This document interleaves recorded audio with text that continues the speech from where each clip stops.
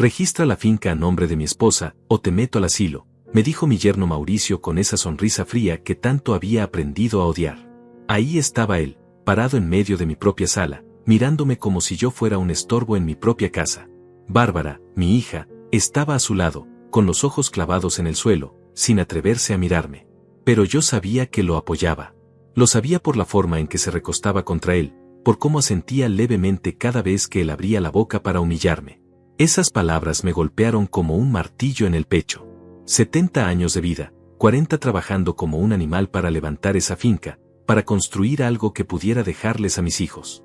Y ahí estaba mi yerno, ese parásito que había llegado a nuestra familia hace apenas 3 años, exigiéndome que le entregara todo lo que había construido con mis propias manos. La finca no era solo tierra, era mi vida entera. Cada mañana a las 4 de la madrugada, levantándome para ordenar las vacas. Cada centavo que ahorraba, cada sacrificio que hacía para no vender ni un metro cuadrado cuando los tiempos se ponían difíciles. Había rechazado ofertas de más de $2 millones porque esa tierra era el futuro de mi familia. Y ahora mi propio yerno me chantajeaba para quitármela. Papá, Mauricio tiene razón, murmuró Bárbara sin levantar la vista. Ya estás muy viejo para manejar todo esto. Sería mejor si... Se calló cuando la miré directo a los ojos. Durante un segundo, vi a la niña que había sido, la que me abrazaba cuando tenía pesadillas, la que me prometía que siempre me cuidaría cuando fuera grande. Pero esa niña ya no existía. En su lugar había una mujer que había elegido a ese hombre antes que a su propio padre. ¿Sabes qué, Francisco?, continuó Mauricio, caminando por mi sala como si fuera el dueño. No es solo una sugerencia. Es una orden. O transfieres la propiedad a nombre de Bárbara esta misma semana, o llamamos al servicio social y te internamos. Tengo todo documentado, tu edad, tus episodios de confusión, tu incapacidad para manejar la finca correctamente. Episodios de confusión. Así le decía a mi dolor de cabeza por las mañanas, a mi cansancio después de trabajar 12 horas seguidas. Para él, todo era evidencia de que yo estaba senil, de que no podía cuidar de mí mismo. Además, agregó con esa sonrisa venenosa, ya hablé con un par de asilos. Hay uno que cuesta solo $800 al mes. Muy barato para alguien como tú. Mi sangre se heló. No por el miedo, sino por la rabia. $800. Ese era el valor que yo tenía para él. Menos de lo que gastaba en cerveza cada mes. Me quedé ahí, sentado en mi sillón favorito, el que había comprado cuando Bárbara cumplió 15 años.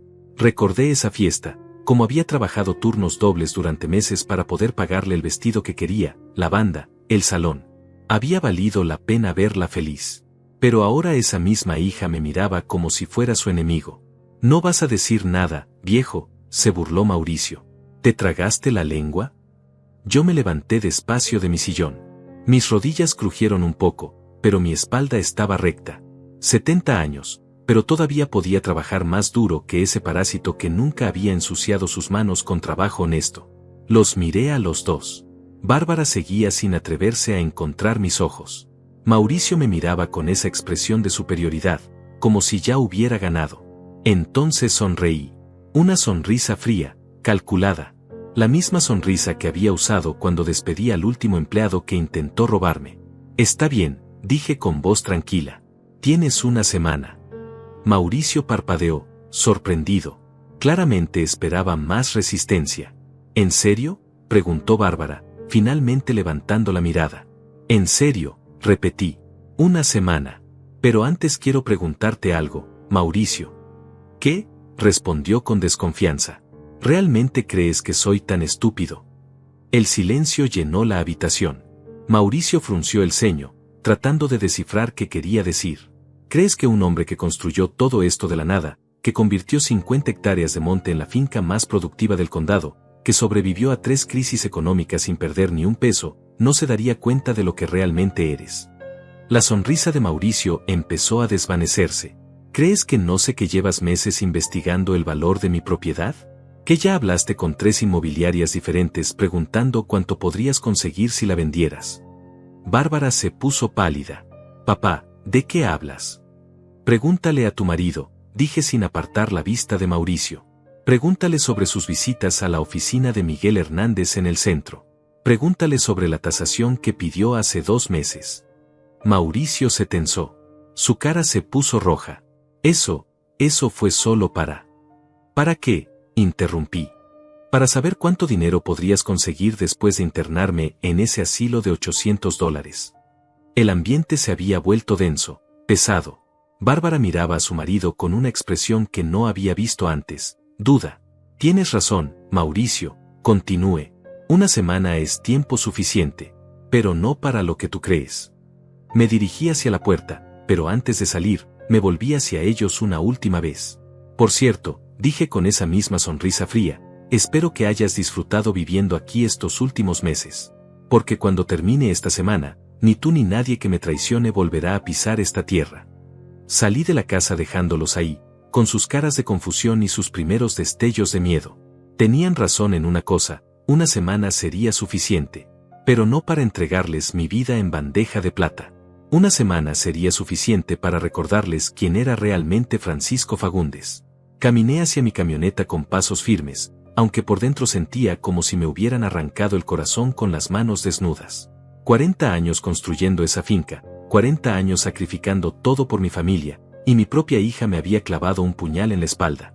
Pero no era momento para lágrimas. Era momento para actuar. Mauricio Sánchez. Ese era su nombre completo. 32 años, sin trabajo fijo, viviendo de las apariencias. Cuando llegó a nuestra familia hace 3 años, se presentó como consultor financiero. Consultaba tanto que nunca había visto $1 en su cuenta bancaria.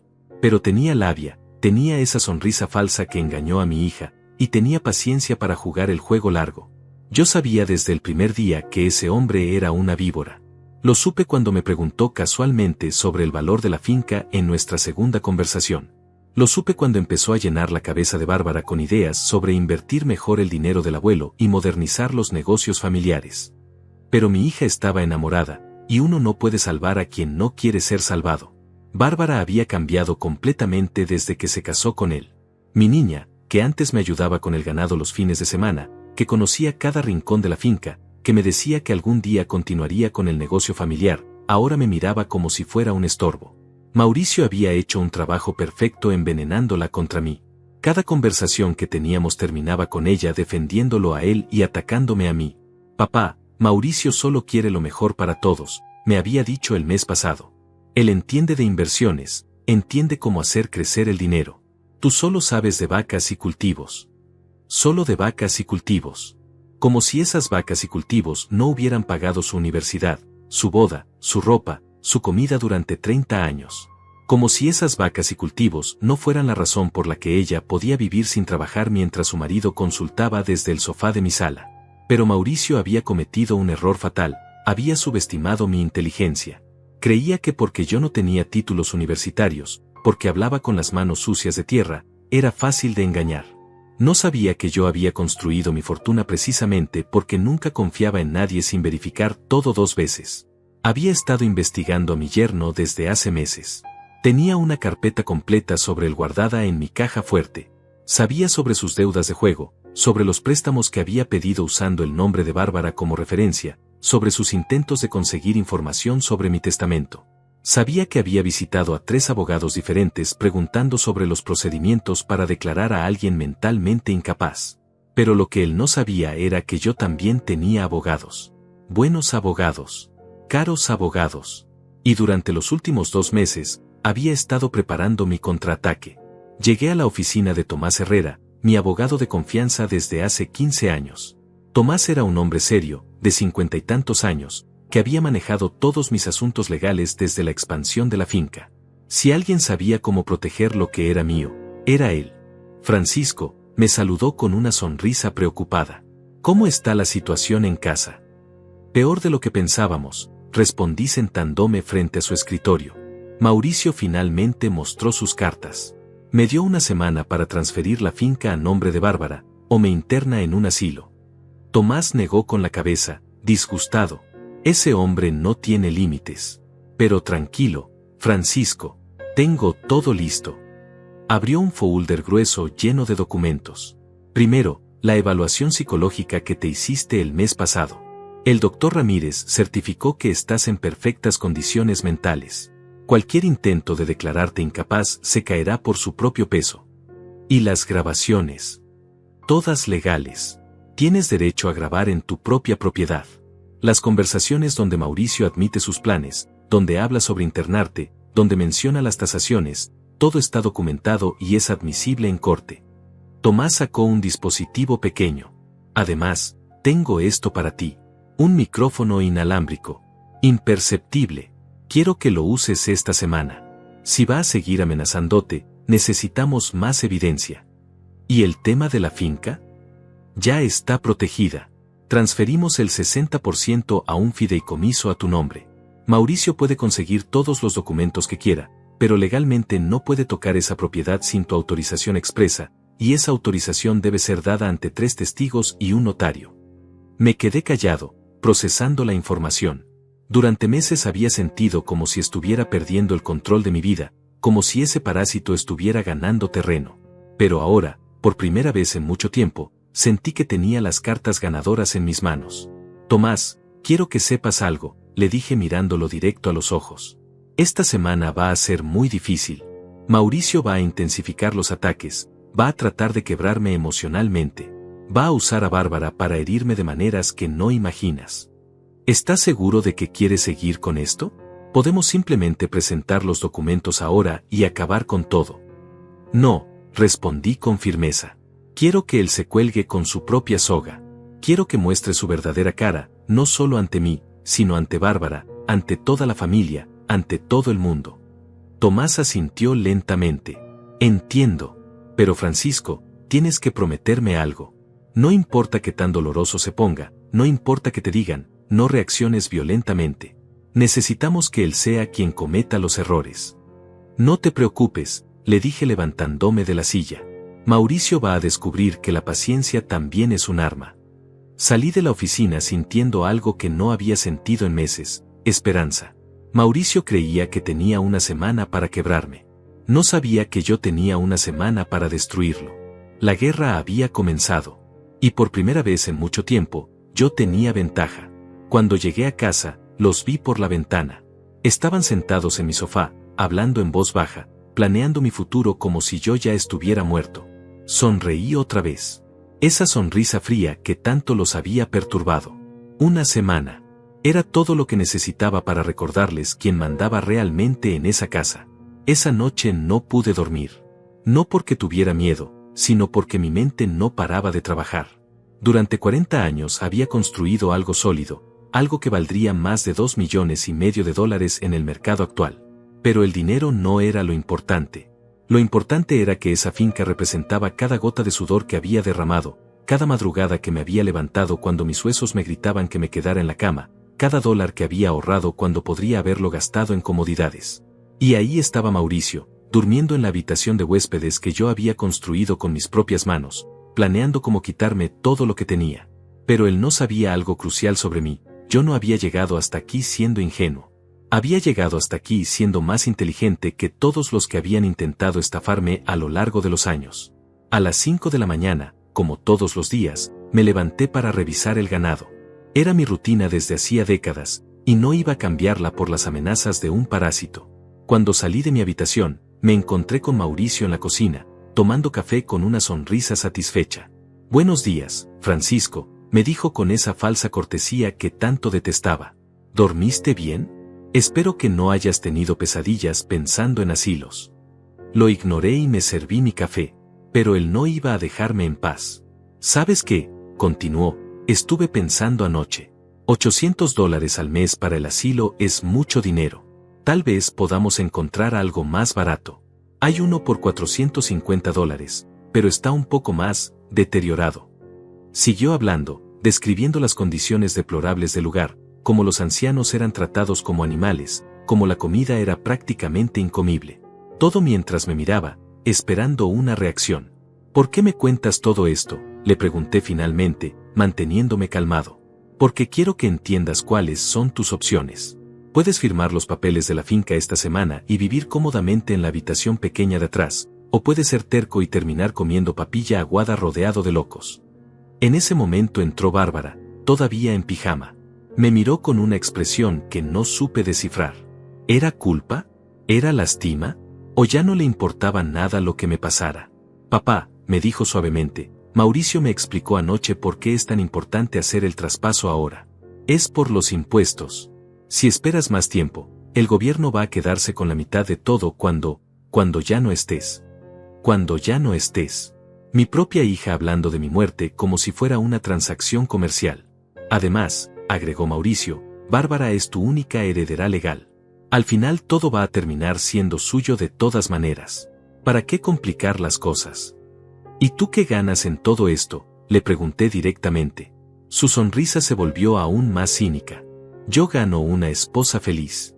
Y una esposa feliz es todo lo que necesito en la vida. Mentira. Lo que él necesitaba era el dinero de la venta de mi finca para pagar las deudas de juego que había acumulado. Lo que necesitaba era aparecer ante sus acreedores con $2 millones antes de que le rompieran las rodillas. Pero eso era información que él no sabía que yo tenía. Papá, por favor, insistió Bárbara. Solo firma los papeles. Todo va a seguir igual, tú vas a seguir viviendo aquí, vas a seguir manejando el ganado. La única diferencia es que legalmente la propiedad va a estar a mi nombre. La única diferencia. Como si cambiar el dueño de una propiedad de $2,5 millones fuera un detalle sin importancia. ¿Y si no quiero firmar?, pregunté. Mauricio y Bárbara intercambiaron una mirada. Papá, no seas difícil, dijo ella con un tono que empezaba a sonar amenazante. Ya te lo explicamos ayer, agregó Mauricio. O firmas, o te declaramos mentalmente incapaz y te internamos. Es así de simple. ¿Y cómo van a hacer eso exactamente? Mauricio sacó su teléfono celular. ¿Ves esto? Llevo meses grabando tus episodios. Cuando te confundes con los nombres, cuando olvidas dónde pusiste las llaves, cuando te repites en las conversaciones. Tengo suficiente evidencia para convencer a cualquier juez de que ya no puedes cuidarte solo. Mi sangre se heló, pero no de miedo, sino de rabia. Ese miserable había estado grabándome a escondidas, documentando cada momento de debilidad humana normal para usarlo como arma en mi contra. Además, continuó con una sonrisa malévola, tengo testimonios. El veterinario que vino el mes pasado va a testificar que te vio confundido. El vendedor de alimentos para ganado va a decir que le pagaste 2 veces la misma factura porque no te acordabas. Bárbara parecía incómoda con los detalles, pero no dijo nada para defenderme. ¿Sabes qué es lo mejor de todo?, siguió Mauricio. Una vez que tengas el diagnóstico de demencia senil, podemos hacer lo que queramos con la propiedad. Y tú no vas a poder hacer nada para impedirlo. Se levantó de la mesa y se acercó a mí, hablándome como si fuera un niño pequeño. Así que piénsalo bien, Francisco. ¿Quieres hacer esto por las buenas, o prefieres que te destruyamos por completo? En ese momento supe que el micrófono que Tomás me había dado iba a ser muy útil. Cada palabra que habían dicho quedaba registrada. Sus amenazas, sus planes, su confesión de que habían estado grabándome sin mi consentimiento para usarlo en mi contra. Está bien, dije finalmente. Lo voy a pensar. No hay nada que pensar, replicó Mauricio. Tienes hasta el viernes para decidir. Después de eso, llamamos al doctor y empezamos el proceso legal. El viernes, repetí. Perfecto. Salí de la cocina dejándolos ahí, creyendo que habían ganado otra batalla. Pero mientras caminaba hacia el establo, toqué discretamente el pequeño dispositivo que llevaba en el bolsillo de la camisa. Todo había quedado grabado. Sus amenazas, su chantaje, su confesión de fraude. Mauricio tenía razón en una cosa, el viernes todo estaría decidido. Pero no de la manera que él esperaba. Cuando llegara el viernes, el mundo entero sabría quién era realmente Mauricio Sánchez. Y mi hija tendría que decidir si estaba del lado de la verdad o del lado de un criminal. Sonreí mientras les daba de comer a mis vacas. 5 días más. 5 días para que cavaran su propia tumba. Y yo me iba a asegurar de que fuera bien profunda. Los siguientes 3 días fueron un infierno calculado. Mauricio había decidido intensificar su campaña de humillaciones, y Bárbara se había convertido en su cómplice silenciosa. Cada mañana traían algo nuevo, una nueva forma de recordarme que según ellos, yo ya no servía para nada. El martes por la mañana, mientras revisaba las cuentas de la finca en mi escritorio, Mauricio entró sin tocar la puerta. Llevaba una carpeta en las manos y esa sonrisa venenosa que ya conocía tan bien. Francisco, necesitamos hablar, dijo sentándose frente a mí sin invitación. Estuve revisando tus finanzas y francamente, estoy preocupado. Puso la carpeta sobre mi escritorio y la abrió. Adentro había copias de mis estados de cuenta bancarios. Los había conseguido de alguna manera, probablemente convenciendo a Bárbara de que se los pidiera al banco usando alguna excusa. Mira esto, dijo señalando los números. El mes pasado gastaste $1,200 en reparaciones del tractor. $1,200, Francisco. ¿Te das cuenta de que eso es dinero tirado a la basura? El tractor necesitaba reparaciones, respondí manteniéndome calmado. ¿El tractor? Ese pedazo de chatarra tiene 20 años. Cualquier persona cuerda lo habría vendido hace años y comprado uno nuevo. Pero tú sigues gastando dinero en mantener esa reliquia funcionando. Bárbara apareció en la puerta del estudio. Había estado escuchando toda la conversación. Papá, Mauricio tiene razón, dijo con voz suave pero firme. Estás tomando decisiones financieras que no tienen sentido. Es como si ya no pudieras ver las cosas claramente. Como si ya no pudiera ver las cosas claramente. Mi propia hija cuestionando mi juicio, mi capacidad mental, mi derecho a manejar mi propio dinero. ¿Y qué sugieres?, pregunté, aunque ya sabía la respuesta. Que me dejes manejar las finanzas, respondió Mauricio inmediatamente. Soy consultor financiero, Francisco. Sé cómo hacer que el dinero crezca. En 6 meses podría duplicar tus ahorros. Duplicar mis ahorros. El hombre que debía $80,000 a prestamistas ilegales quería manejar mi dinero. Además, continuó, ya hablé con un par de compradores potenciales para la finca. Hay un desarrollador inmobiliario de la capital que está interesado en construir un complejo residencial aquí. Está dispuesto a pagar $3 millones. $3 millones. La cifra me golpeó como un puñetazo. Él ya había estado negociando la venta de mi propiedad sin siquiera consultármelo. ¿Cómo te atreves?, exploté finalmente. ¿Cómo te atreves a negociar la venta de mi finca sin mi permiso? Mauricio se echó hacia atrás en la silla, pero su sonrisa no desapareció. Calma, Francisco. Solo estaba explorando opciones. Pensé que te interesaría saber cuánto vale realmente tu propiedad. Mi propiedad no está en venta. Ah, no. Su tono se volvió más agresivo. ¿Y qué vas a hacer con ella cuando ya no puedas trabajar?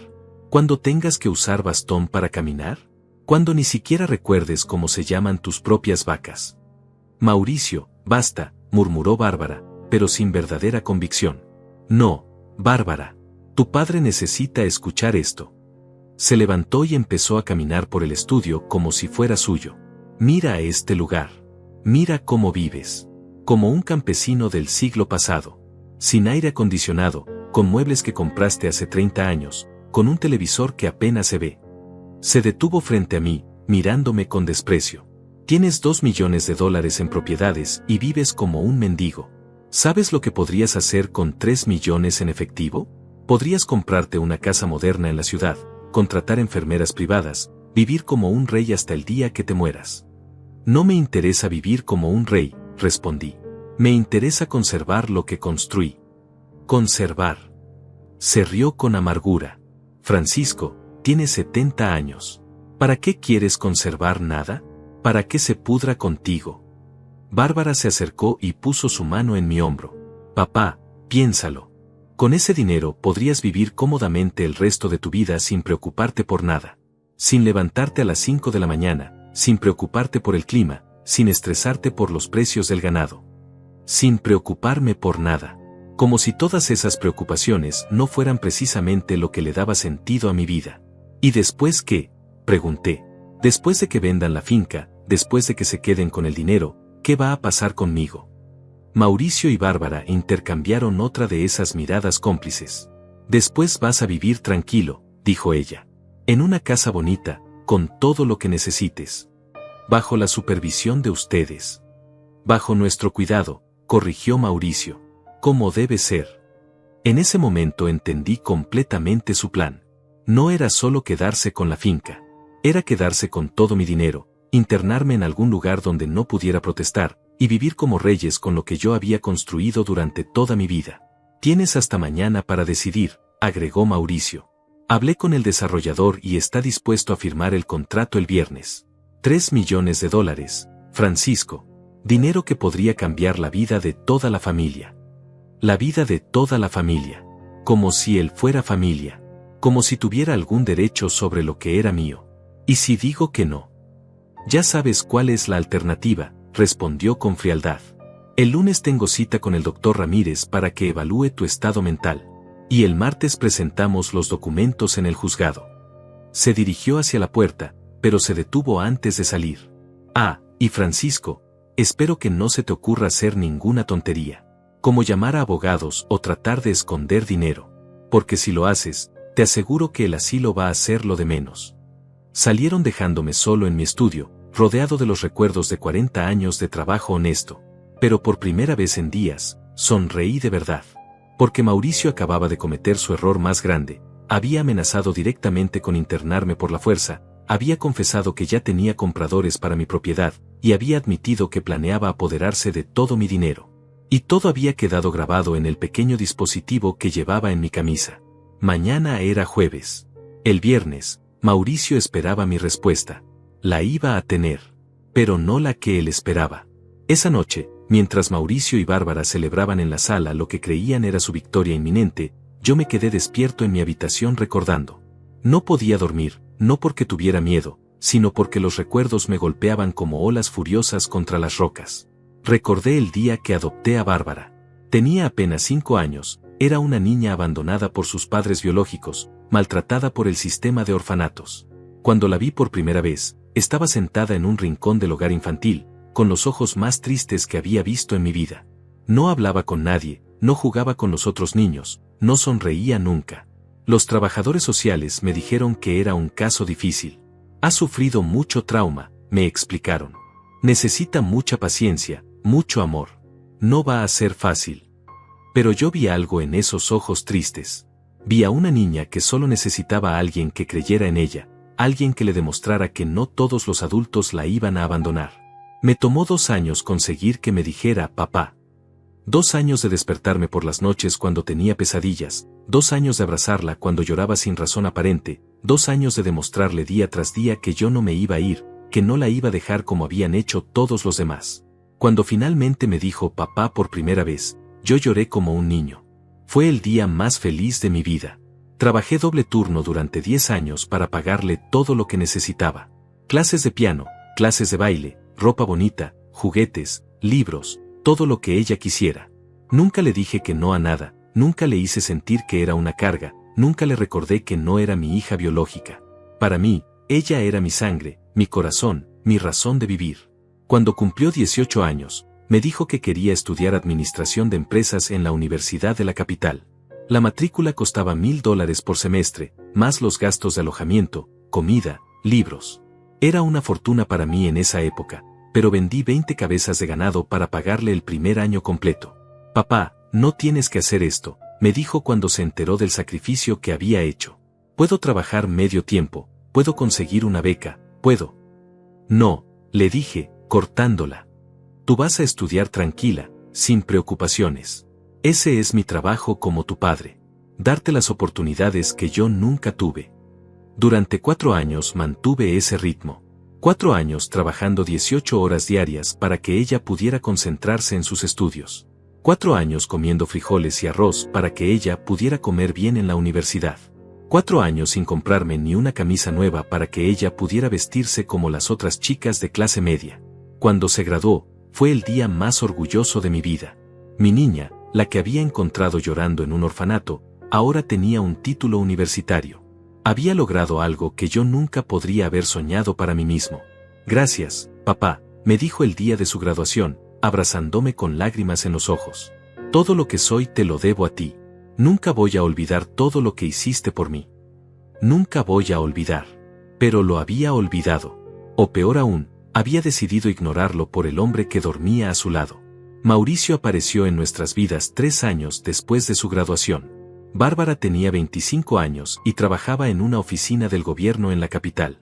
Ganaba lo suficiente para vivir cómodamente, había alquilado un apartamento pequeño pero bonito, tenía su propio carro. Era independiente, segura de sí misma, feliz. Hasta que conoció a Mauricio. La primera vez que me lo presentó, algo en mi estómago se revolvió.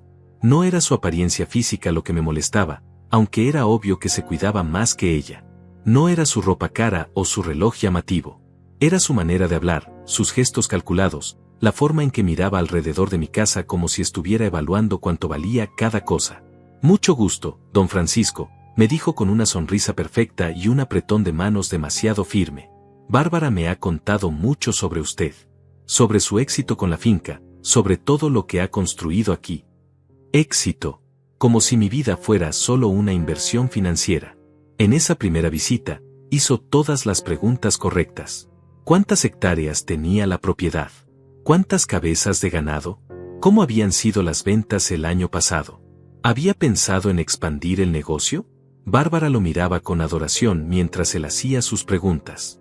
Estaba enamorada, completamente ciega a lo obvio que era su interés en mi dinero. Mauricio es consultor financiero, me explicó orgullosa. Ayuda a familias a hacer crecer su patrimonio. Dice que tenemos mucho potencial para expandir la finca. Tenemos. Ya hablaba como si él fuera parte de la familia. Durante los siguientes 6 meses, Mauricio se las arregló para estar presente en cada reunión familiar, cada celebración, cada momento importante. Poco a poco fue plantando semillas de dudas sobre mis decisiones. Don Francisco, ¿está seguro de que es buena idea mantener tanto dinero en el banco sin invertir? ¿Ha considerado diversificar sus ingresos? ¿No cree que sería mejor modernizar las instalaciones? Y Bárbara empezó a repetir sus comentarios. De repente, mi manera de manejar la finca era anticuada.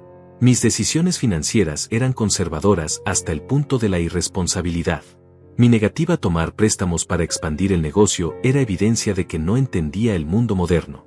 La boda fue hace año y medio. Una celebración que me costó $50,000 porque Bárbara quería algo elegante, algo que esté a la altura de las conexiones profesionales de Mauricio. $50,000 que tuve que pedir prestado contra la hipoteca de la finca porque mis ahorros no eran suficientes. El día de la boda, mientras veía a mi niña caminar hacia el altar del brazo de un hombre que yo sabía que solo quería su herencia, sentí como si estuviera entregándola a un depredador. Pero ella era feliz, o al menos eso creía, y yo no iba a ser el padre amargado que arruinara el día más importante de su vida. Después de la luna de miel, se mudaron a mi casa temporalmente mientras buscaban su propio lugar. Temporalmente se convirtió en 6 meses, luego en 1 año, luego en permanente. Mauricio siempre tenía una excusa. El mercado inmobiliario estaba muy caro, estaban esperando una oportunidad de inversión mejor, querían ahorrar para comprar algo realmente bueno.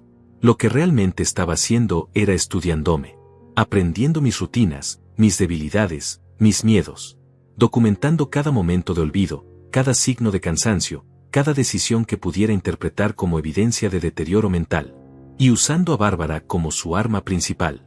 Ahora, sentado en mi cama a las 3 de la mañana, recordando toda esa historia, entendí que había llegado el momento de hacer lo más difícil de mi vida. Más difícil que levantarme cada día a las 5 de la mañana durante 40 años. Más difícil que trabajar hasta que mis manos sangraran para darle una buena vida a mi hija. Tenía que estar dispuesto a perderla para salvarme a mí mismo. Porque lo que Mauricio no entendía era que yo no había construido todo esto para terminarlo entregándoselo a un parásito. Había construido todo esto para demostrarme a mí mismo que podía ser alguien en este mundo. Y si tenía que demostrar esa lección una vez más, así fuera. Mañana empezaría la fase final de mi plan. Mañana, Mauricio y Bárbara descubrirían que se sentía enfrentarse a alguien que había pasado 70 años aprendiendo a sobrevivir.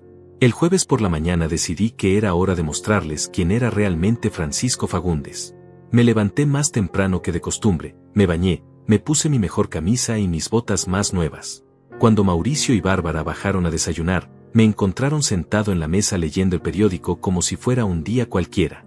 Buenos días, les dije con una sonrisa serena que los desconcertó inmediatamente. Buenos días.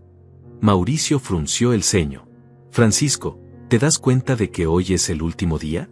Mañana necesito tu respuesta definitiva. Lo sé perfectamente, respondí sin levantar la vista del periódico. Y la vas a tener. Terminé mi café, doblé el periódico cuidadosamente y me levanté. Ahora, si me disculpan, tengo algunas diligencias que hacer en el pueblo. ¿Diligencias? Bárbara me miró con sospecha. ¿Qué tipo de diligencias?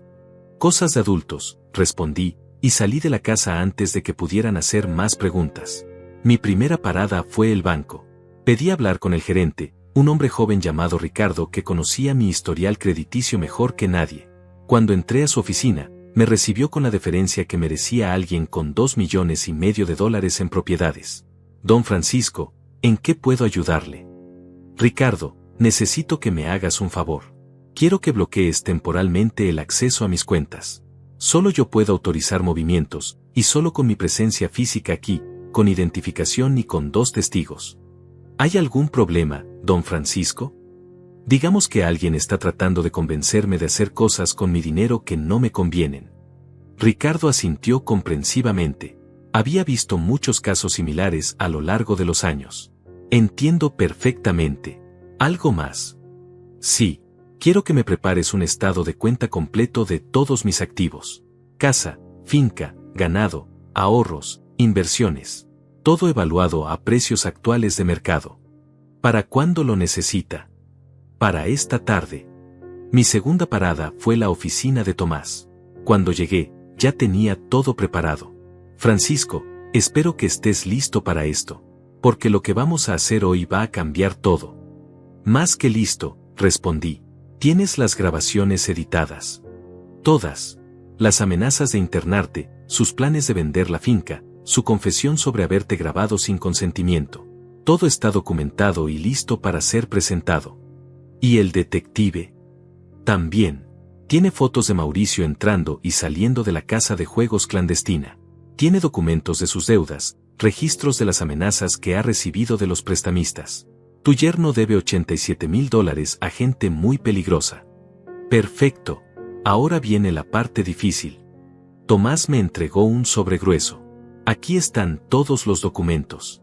Los papeles del fideicomiso, las grabaciones transcritas, el reporte del detective, la evaluación psicológica que certifica tu capacidad mental.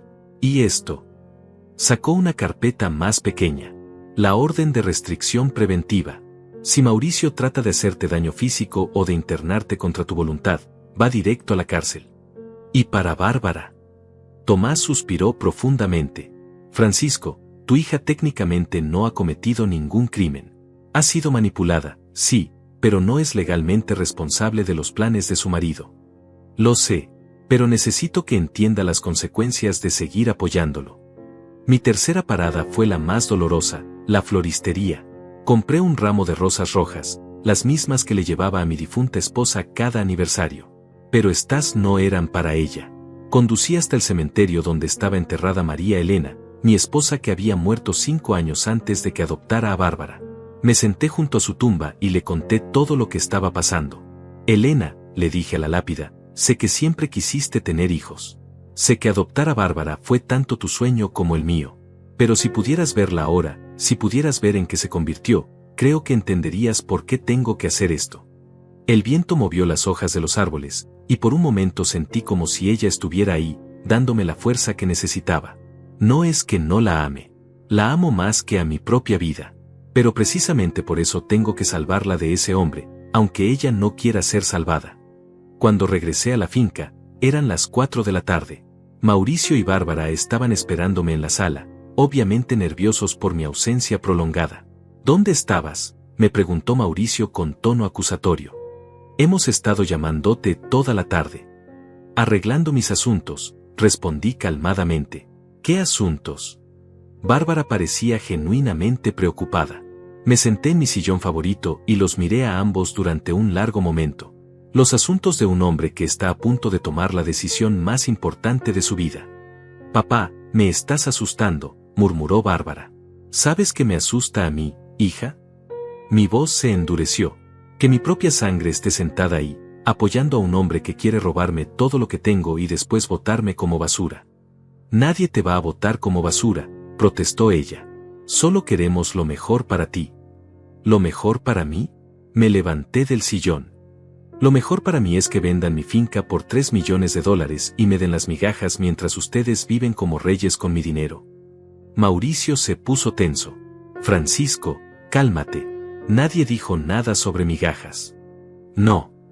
Saqué el sobre que Tomás me había dado. Porque según las investigaciones que hice, tú ya tienes todo planeado. Vender la finca, pagarle $87,000 a tus acreedores del juego, comprar una casa de $500,000 en la capital, y después internarme en el asilo más barato que puedas encontrar. El color desapareció de su cara. No sé de qué hablas. No sabes. Abrí la carpeta y saqué las fotos. ¿Estas fotos no te resultan familiares? Tú, entrando y saliendo de la casa de juegos de la calle Morelos. Tú, reuniéndote con Ricardo, el tiburón, Mendoza. Tú, recibiendo amenazas porque no puedes pagar tus deudas. Bárbara tomó las fotos con manos temblorosas. Mauricio, ¿qué es esto? Son mentiras, balbuceó él. Tu padre está inventando todo esto para... ¿Para qué? Lo interrumpí. ¿Para proteger lo que es mío? Tienes razón. Eso es exactamente lo que estoy haciendo. Saqué las transcripciones de las grabaciones. Y esto es solo el principio, porque resulta que durante los últimos días, mientras tú me amenazabas y me chantajeabas, yo estaba grabando cada palabra. Le entregué las hojas a Bárbara. Mientras leía, su cara se fue poniendo cada vez más pálida. O transfieres la propiedad a nombre de Bárbara esta misma semana, o llamamos al servicio social y te internamos, leyó en voz alta. Tengo suficiente evidencia para convencer a cualquier juez de que ya no puedes cuidarte solo, punto. Levantó la vista hacia su marido con horror. Mauricio, ¿realmente dijiste esto? Bárbara, yo puedo explicar. ¿Explicar qué? Mi voz cortó el aire como un cuchillo. ¿Explicar cómo planeabas robarme? ¿Explicar cómo ibas a usar a mi propia hija para destruirme? Mauricio se levantó bruscamente, con la cara roja de rabia. ¡Basta! Esto es ridículo. Tú no puedes hacer nada contra mí, viejo inútil. No puedo. Sonreí fríamente. Mañana, Mauricio, descubrirás exactamente lo que puedo hacer. El viernes llegó como un amanecer después de la tormenta. Mauricio había pasado toda la noche gritándole a Bárbara, tratando de convencerla de que las pruebas en su contra eran falsas, que yo estaba manipulando la situación, que todo era parte de mi deterioro mental. Pero el daño ya estaba hecho. Por primera vez en años, vi duda en los ojos de mi hija. A las 9 de la mañana, me vestí con mi mejor traje, el mismo que había usado para su boda. Si iba a enfrentar a mis enemigos, lo haría con la dignidad que había construido durante 70 años. ¿A dónde vas?, me preguntó Mauricio cuando me vio salir. Tenía ojeras profundas y las manos le temblaban ligeramente. Los acreedores probablemente lo habían llamado durante la noche. A resolver esto de una vez por todas, respondí. Te dije que tendrías mi respuesta hoy. La vas a tener. Papá, Bárbara me alcanzó en la puerta. Podemos hablar antes de que te vayas. Después, hija. Cuando regrese, vamos a hablar todo lo que sea necesario. Mi primera parada fue el Banco Central. Le había pedido a Ricardo que organizara una reunión con todos los ejecutivos de la sucursal. Cuando llegué, me estaban esperando en la sala de juntas principal, el gerente general, el subgerente, 2 asesores financieros y el notario del banco. Señores, comencé sin preámbulos, los he citado aquí porque necesito testigos para lo que estoy a punto de hacer. Saqué todos los documentos que Tomás había preparado y los puse sobre la mesa. Durante los últimos meses, mi yerno ha estado tratando de convencerme de que transfiera mis propiedades a nombre de mi hija. Ahora descubro que sus motivos no eran precisamente familiares. Les mostré las fotos de Mauricio en la casa de juegos, los documentos de sus deudas, las transcripciones de sus amenazas. Este hombre debe $87,000 a prestamistas ilegales. Planeaba vender mi finca de $2,5 millones para pagar sus deudas y vivir cómodamente con el resto del dinero. Y si yo me oponía, me iba a internar en un asilo contra mi voluntad. El gerente general silbó suavemente. Don Francisco, esto es muy serio. ¿Qué necesita de nosotros? Primero, quiero que documenten oficialmente que estoy en plenas facultades mentales para tomar decisiones financieras. Segundo, quiero establecer un nuevo testamento con ustedes como testigos. Durante la siguiente hora, firmé documentos que protegían mi patrimonio de cualquier intento de fraude. Establecí que ningún familiar político podría heredar nada de mis propiedades, y que cualquier intento de declararme mentalmente incapaz requeriría la evaluación de 3 médicos independientes elegidos por el banco. ¿Algo más, don Francisco? Sí, quiero que preparen un cheque certificado por $3 millones. Los ejecutivos se miraron entre sí, confundidos. ¿Un cheque? ¿Para qué? Van a entender en un momento. Mi segunda parada fue el centro comercial más exclusivo de la ciudad. Me dirigí directamente a la joyería más cara, la que vendía relojes de $50,000 y collares que costaban más que un auto. Buenos días, me saludó la vendedora con cierta sorpresa. Claramente no esperaba ver a un ranchero de 70 años en su tienda elegante. Buenos días. Quiero comprar algo muy especial. ¿Qué tenía en mente? El reloj más caro que tengan. Me mostró un Rolex de platino con diamantes incrustados. El precio era obsceno, $120,000. Me lo llevo, dije sin pestañear. Señor, ¿está seguro? Completamente seguro. Y también quiero ese collar de ahí. Señalé una cadena de oro blanco con un diamante del tamaño de una uña. $80,000. ¿Cómo va a pagar, señor? Saqué mi chequera y escribí el cheque sin dudar. La cara de la vendedora fue un poema cuando vio la cifra, $200,000. Podría esperar un momento mientras verificamos los fondos. Por supuesto. Mientras esperaba, llamé a Mauricio desde mi celular. Francisco, ¿dónde estás? Necesitamos hablar urgentemente. Estoy haciendo compras, Mauricio. ¿Sabes qué? Me diste una idea excelente ayer. ¿Qué idea?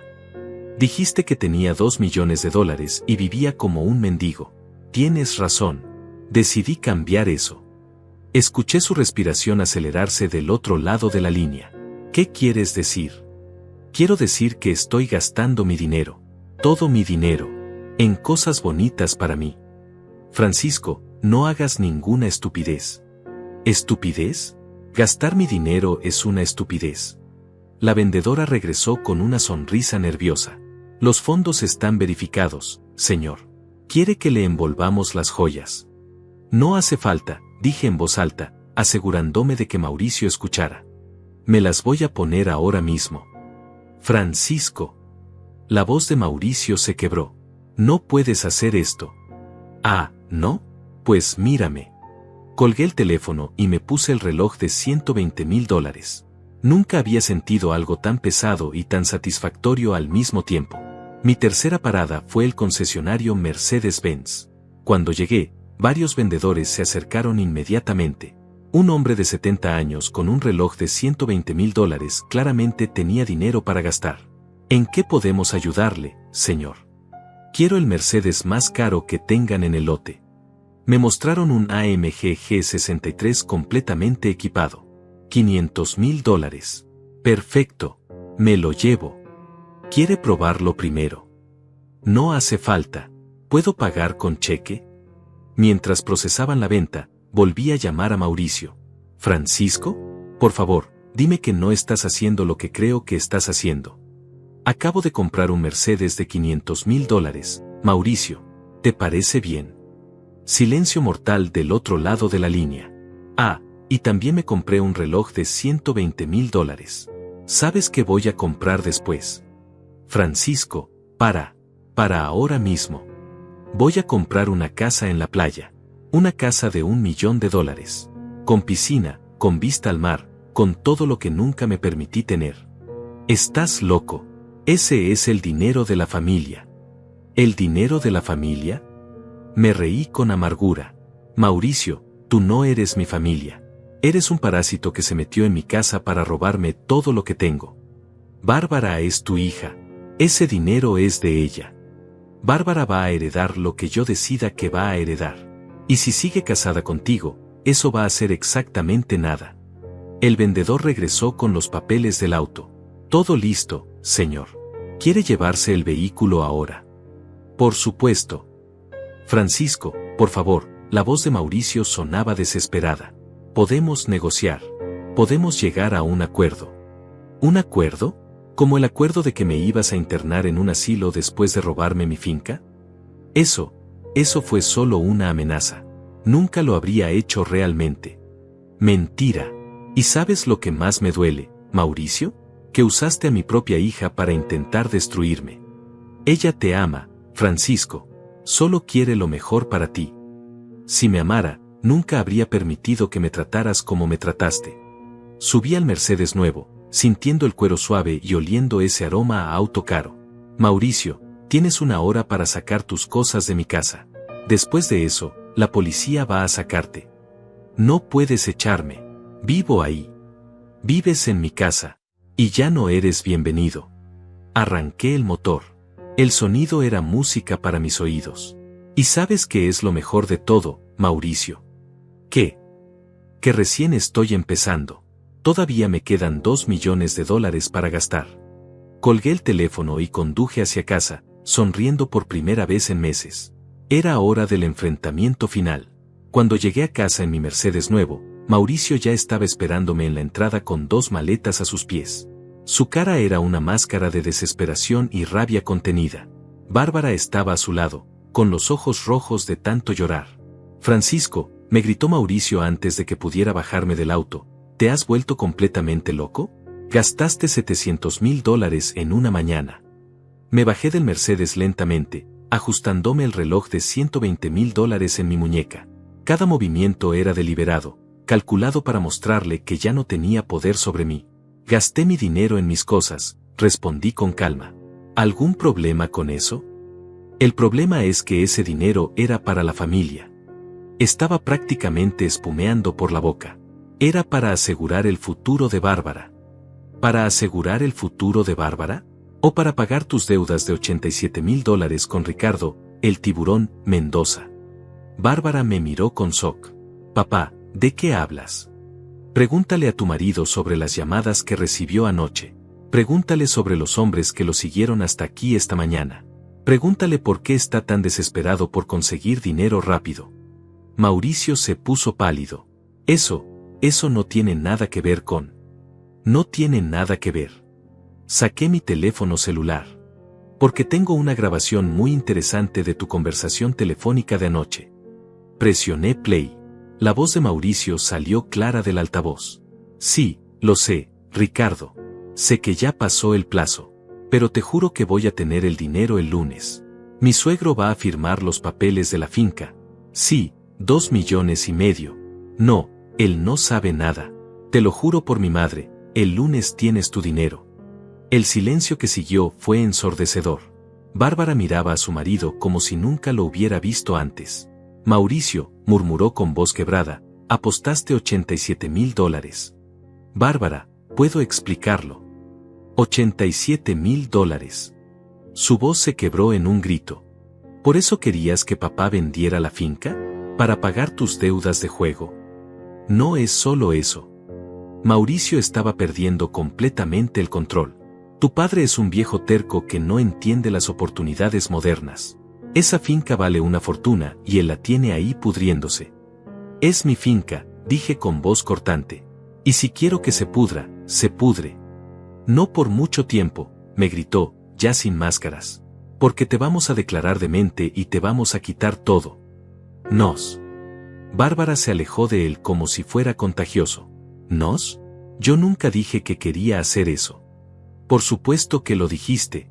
Has estado apoyándome en todo. Yo pensé que queríamos ayudar a papá, no robarlo.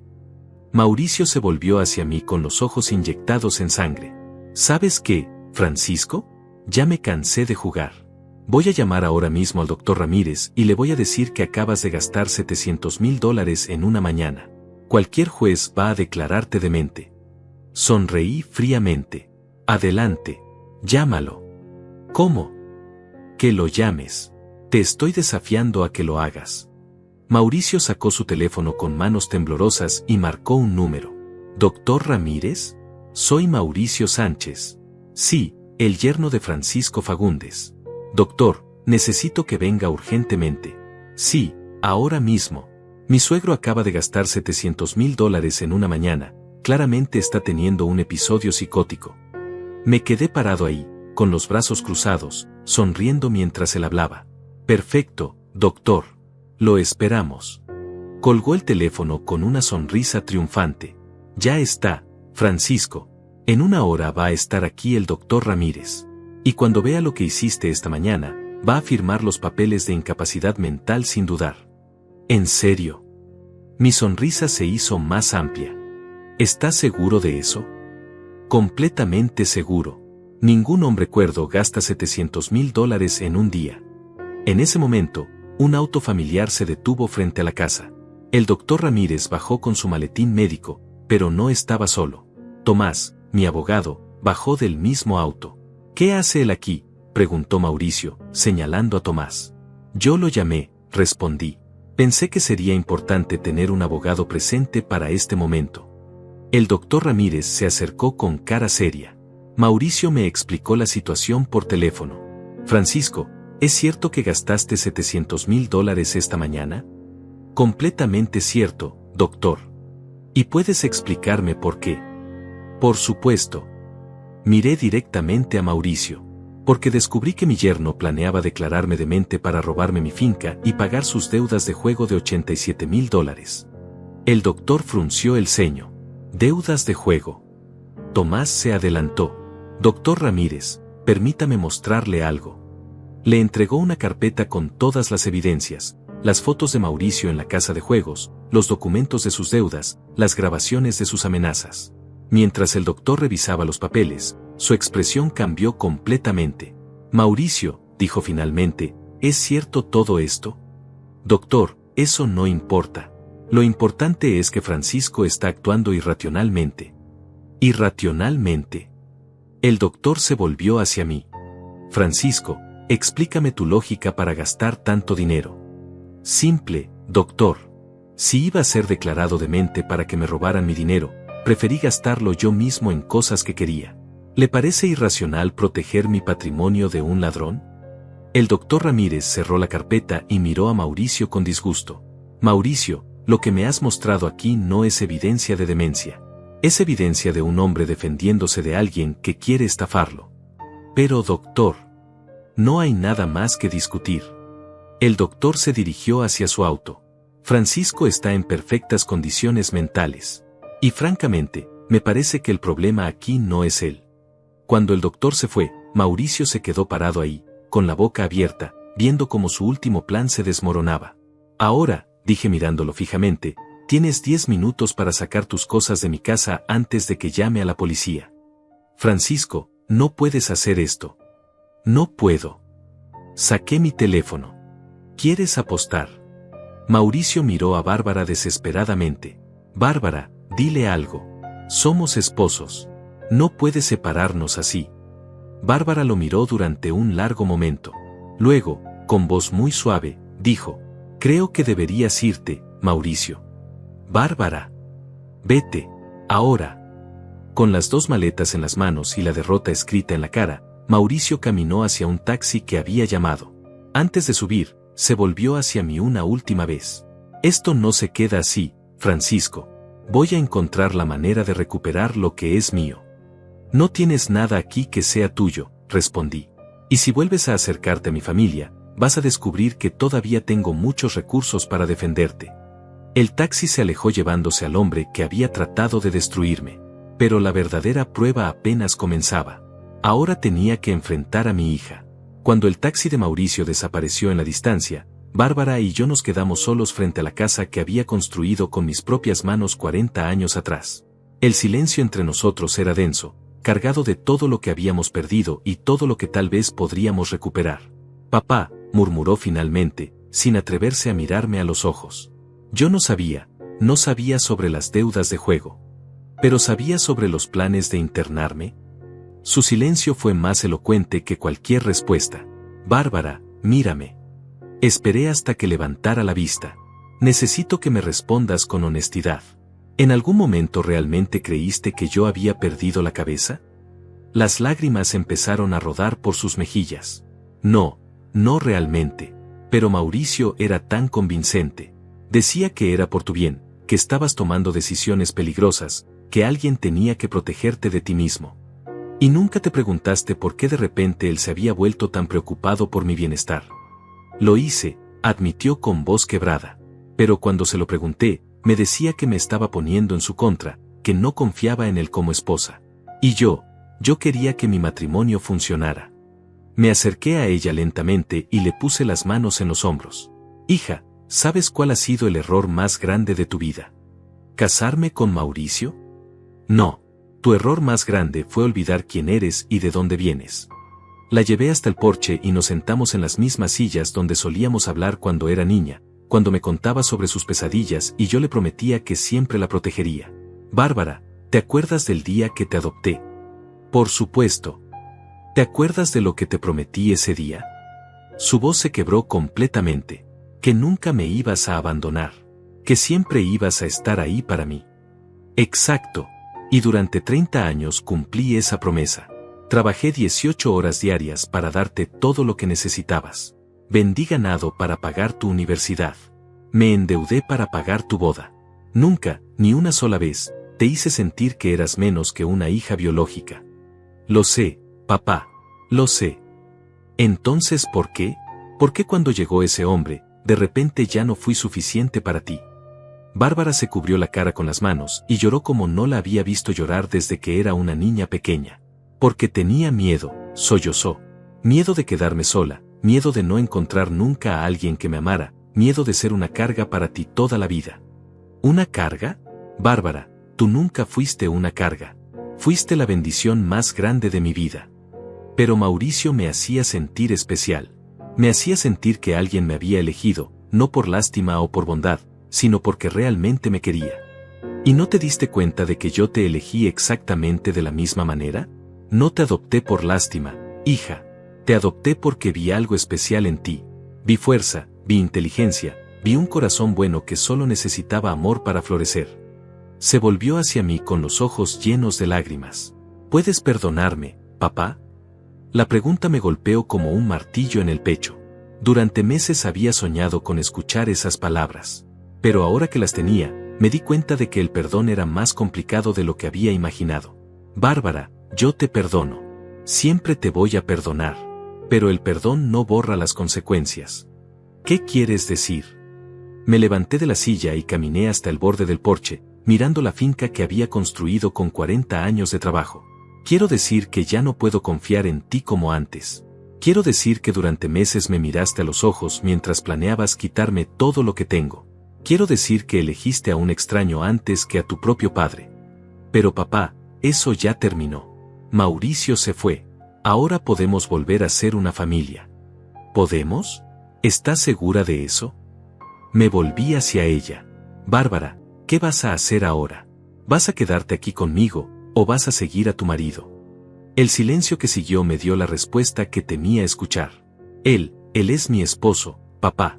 No puedo simplemente abandonarlo. Aunque sea un ladrón. Aunque haya tratado de destruirme. Aunque te haya mentido durante 3 años. Es complicado. No, Bárbara. No es complicado para nada. Es simple. Hay personas que te merecen y personas que no. Hay personas que te van a proteger y personas que te van a usar. La vida se trata de aprender la diferencia. Me acerqué a ella una última vez. Te voy a hacer una oferta, hija. Puedes quedarte aquí. Podemos reconstruir nuestra relación. Podemos volver a ser padre e hija de verdad. Pero tienes que elegir, o él, o yo. No puedes tener a los dos. Papá, no me hagas elegir. No te estoy haciendo elegir, Bárbara. La vida te está haciendo elegir. Y esta vez, quiero que elijas bien. Se quedó callada durante varios minutos, luchando con la decisión más difícil de su vida adulta. ¿Y si elijo quedarme? Las cosas van a volver a ser como antes. No, respondí honestamente. Las cosas nunca van a volver a ser como antes. Pero pueden ser mejores. Pueden ser más honestas. Pueden ser más reales. ¿Y la herencia? La pregunta me dolió, pero no me sorprendió. La herencia se la van a ganar las personas que demuestren que me aman por quien soy, no por lo que tengo. Las personas que estén conmigo en mis últimos años porque quieren estar, no porque esperan algo a cambio. Bárbara se levantó lentamente de la silla. Necesito tiempo para pensar. Por supuesto, toma todo el tiempo que necesites. ¿Y mientras tanto? Mientras tanto, yo voy a seguir viviendo mi vida. Voy a disfrutar mi Mercedes nuevo, mi reloj caro, y los $2 millones que me quedan. Voy a viajar, voy a conocer lugares, voy a hacer todas las cosas que no hice durante 40 años porque estaba trabajando para construir un futuro para mi familia. Se dirigió hacia la puerta, pero se detuvo antes de entrar. Papá, ¿me amas todavía? Bárbara, yo te voy a amar hasta el día que me muera. Pero ya no voy a permitir que ese amor me destruya. Entró a la casa y 1 hora después salió con sus maletas. La vi subir a un taxi sin decir una palabra más. Cuando se fue, me quedé solo en el porche, mirando la puesta de sol sobre mi finca. Por primera vez en años, el silencio no se sentía vacío. Se sentía pacífico. Saqué mi teléfono celular y llamé a Tomás. ¿Todo bien, Francisco? Todo perfecto, Tomás. ¿Podrías conseguirme información sobre cruceros por el Mediterráneo? ¿Cruceros? Sí, creo que es hora de que Francisco Fagundes conozca el mundo. 2 meses después, estaba parado en la cubierta de un barco frente a las costas de Italia, viendo el amanecer sobre el mar. Llevaba mi reloj de $120,000 y me sentía más libre de lo que me había sentido en décadas. Mi teléfono sonó. Era Bárbara. Papá, soy yo. Hola, hija. Papá, Mauricio y yo nos estamos divorciando. ¿Cómo estás? Asustada, sola, pero también aliviada. ¿Y qué piensas hacer ahora? Pensaba que tal vez podríamos hablar. Tal vez podría visitarte cuando regreses del viaje. Miré el horizonte, donde el sol nacía sobre aguas que nunca había visto antes. Me encantaría, Bárbara. Me encantaría mucho. Papá. Sí. Te amo. Y esta vez es verdad. Yo también te amo, hija. Siempre te he amado. Cuando colgué el teléfono, sonreí con una paz que no había sentido en años. Había perdido mucho en esos meses de batalla, pero había ganado algo mucho más valioso: mi dignidad, mi libertad, y la posibilidad de una segunda oportunidad con la hija que realmente me amaba.